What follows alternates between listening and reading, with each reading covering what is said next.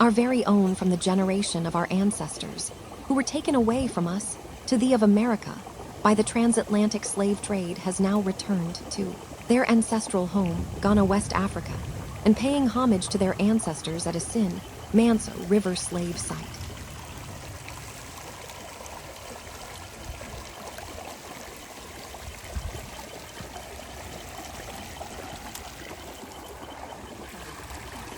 We made it. Hallelujah. We made it. This place you see is where our lovely black ancestors had their last bath before taken to the slave dungeons in the castle. Our ancestors did not get the chance to bath again because they were locked at the castle dungeons.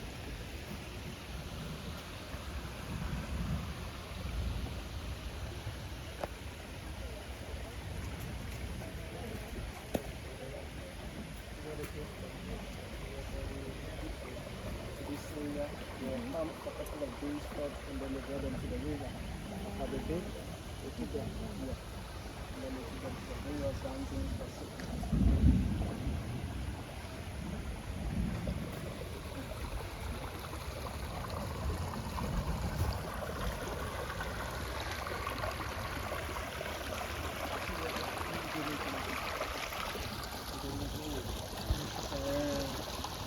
This was where the ancestors had their bath.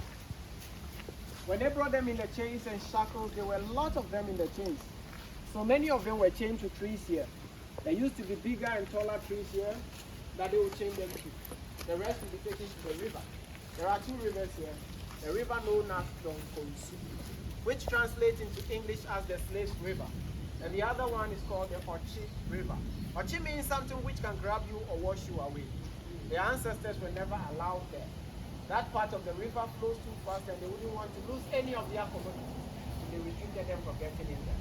They were then brought on this side with the shackles, chains, and metal balls around their ankles to hold them still. It prevented them from escaping. As they were there, they couldn't do nothing. They couldn't even make themselves. All they could do was to help each other.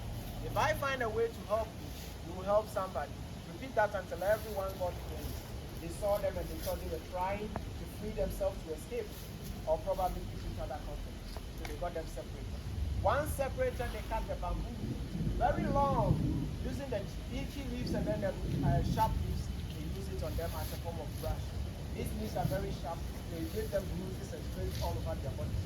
Once they were done, they pulled them up, got them lined up here, allowed them to get dried, and after they got dried, they applied shea butter or palm kernel oil on their skins to make them look presentable and then attractive for the buyers to come here to pick. Those buyers who came here were looking for healthy looking captives. So when they got here, they saw them in the chains and shackles, then they left their brand new tools in the fire.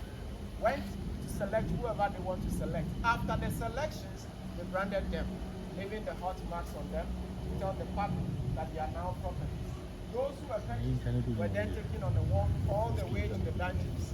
That's where they will be shipped out of the land. But the ones who were left in the chains here, every single one of them were classified as useless commodities. Every one was killed. They shot them and dumped their bodies all around. Left them there to rot. It was later that had the place covered. We call it the bamboo slave dump site.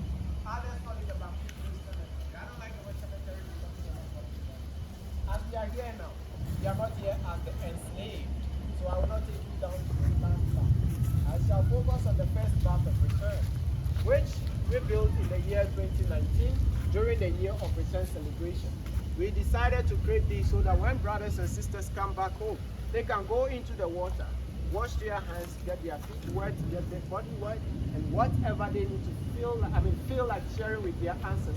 Whatever you feel like sharing with them, you go ahead and tell them yourself. I say, if they hadn't survived the journey, where would we be? If they hadn't survived the plantation, where would we be? Now let's see where we are. Observe the atmosphere. What do you think we owe to our ancestors? Ask yourself that and then answer it to them. So we go down there to the river. When we get down there and after touching the river, you feel like sharing the words, you go ahead and let it all out. Do not hold nothing back. Whatever it is you need to request for something, go ahead.